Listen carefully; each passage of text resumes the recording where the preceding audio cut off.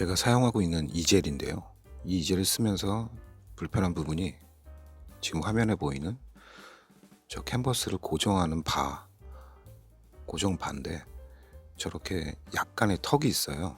저 아랫부분도 조그맣게 턱이 있는데 그림을 그리다 보면 그 턱 부분이 화면을 가려서 어쩔 수 없이 고정바를 캔버스 위에 올리고 그 가려진 부분을 채색을 할 때가 있습니다. 화면에서 보이듯 고정이 잘 안 되는 상태가 되어 버리기 때문에 캔버스가 흔들리고 저렇게 뒤로 빠져버리죠.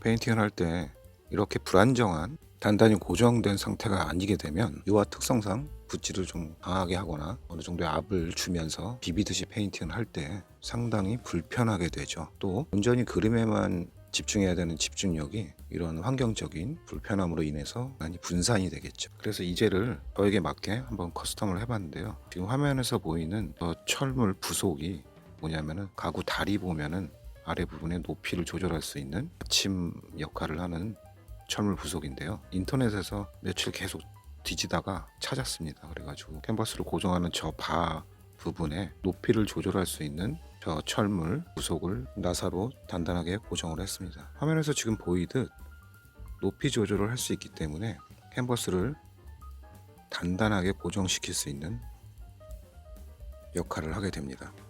아랫부분도 빗으로 단단하게 부착을 했고요.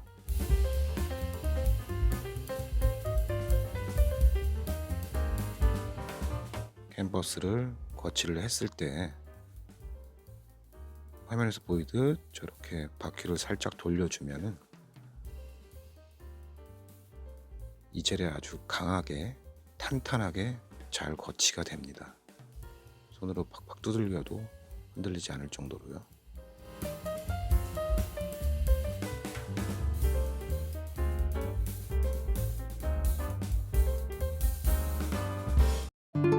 그 다음에 손봐야 될 곳이 바로 저 공간입니다. 이렇게 기름통을 넣으려고 해도 공간이 좁아서 안 들어가고 붓을 거쳐야 하려고 하면 화면을 가리게 되죠. 참 쓸데없는 공간이 되어버렸는데요. 그 공간을 물감을 둘 수 있는 공간으로 커스텀을 한번 해봤습니다. 목재를 재단을 해서 인터넷으로 주문을 하고요.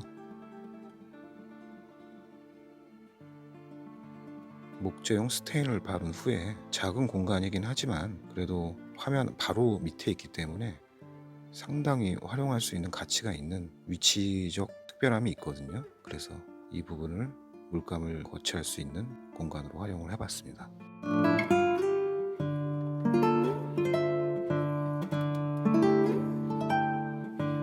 지금부터는 팔레트를 보여드리는데요. 팔레트의 경우 기존에 뭔가 물감 막 뒹굴고 쓰레기 막 올라와 있고 그림을 그리다 보면은 팔레트 위가 되게 혼란스러워졌거든요. 지저분해지기도 하고. 그래서 이번 기회에 좀 정돈된 팔레트로 저에게 맞는 팔레트를 제작을 한번 해봤습니다. 저렇게 타공을 해서 감자탕집 보면 그 뼈다귀 버리는 스테인리스 통 있잖아요. 그거를 매립을 해서 거치를 했습니다.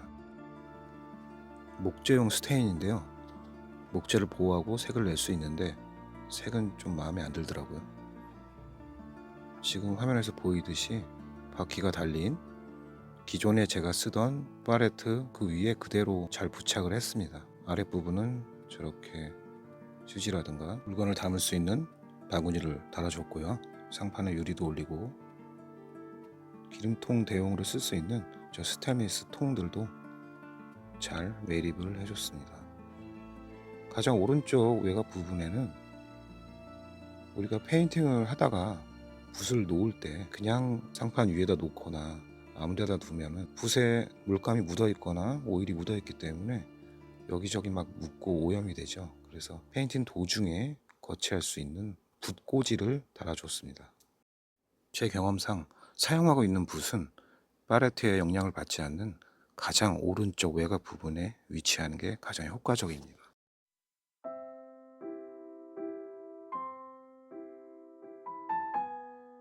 왼쪽 부분 통에는 가끔 사용하는 큰 넓은 붓들을 담을 수 있는 그런 공간이 되고요. 이렇게 이젤에서 팔레트까지 내가 그림을 그리고 있는 한 공간 안에 모든 게 다 내 동선에 맞게 위치하고 안정적으로 잘 고정되어 있고 거치가 되어 있어야지. 그렇지 않게 되면은 정신없이 작업하는 과정에서 저렇게 테이블 위에 뭔가 기름통이 놓여져 있으면은 매립이 아니고 불안정하게 놓여져 있으면 뭐 건드려서 넘어질 수도 있고 불안정한 요소들이 있게 되는 거죠. 그러다 보면 작업 능률이 떨어지고 집중력도 틀어지게 되는 거죠. 화면에서 보이듯이 50cm 정도의 공간이 있기 때문에 화면과 그리는 사람의 사이에 약간의 공간이 생겨서 그림을 한눈에 보면서 전체적으로 관찰자 입장으로 그릴 수 있다는 장점도 있습니다.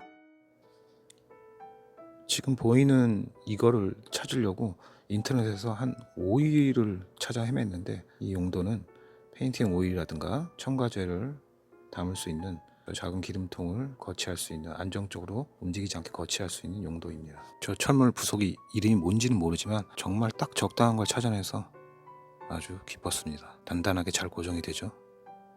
지금 보이시는 건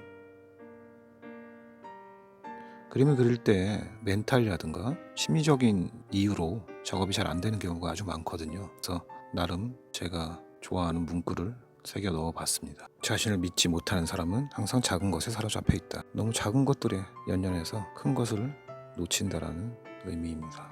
하나 더 말씀드리고 싶은 건 저 타이머입니다. 저렇게 뒤에 자석이 있기 때문에 이젤에 철판을 붙여서 바로 직관성 있게 볼 수 있도록 해놨고요.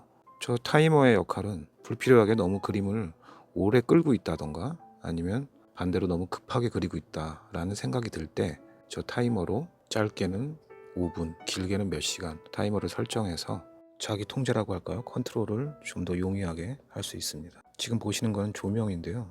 밝기 조절이라든가 온도 조절까지 되기 때문에 효율적으로 잘 사용하고 있습니다. 팔레트의 역할은 단순히 물감을 조색하는 단순한 하나의 역할 이상으로 중요합니다. 특히나 이런 테이블형 팔레트에 멀티 기능이 있는 역할은 그리는 사람과 화면 사이에 매개체의 역할이 돼서 중간의 역할이 되는 거죠. 그래서 좀 더 내 붓이 그림으로 바뀌기 전에 중간 다리 역할을 하는 이 팔레트에 좀 더 효율적인 역할이 가능해집니다.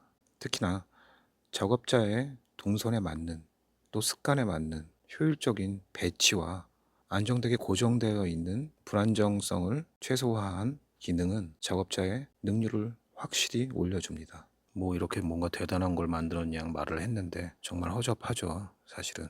그래도 핵심은 내 작업 환경에 맞는, 나한테 맞는 도구를, 환경을 바꿔 나간다는 것, 개선시킨다는 것, 직접 만들어 보기도 하면서 뭐 이런 행위들이 그림 그리는 것 외적인 행위이긴 하지만 그에 못지않게 중요하다 말씀드리고 싶었습니다.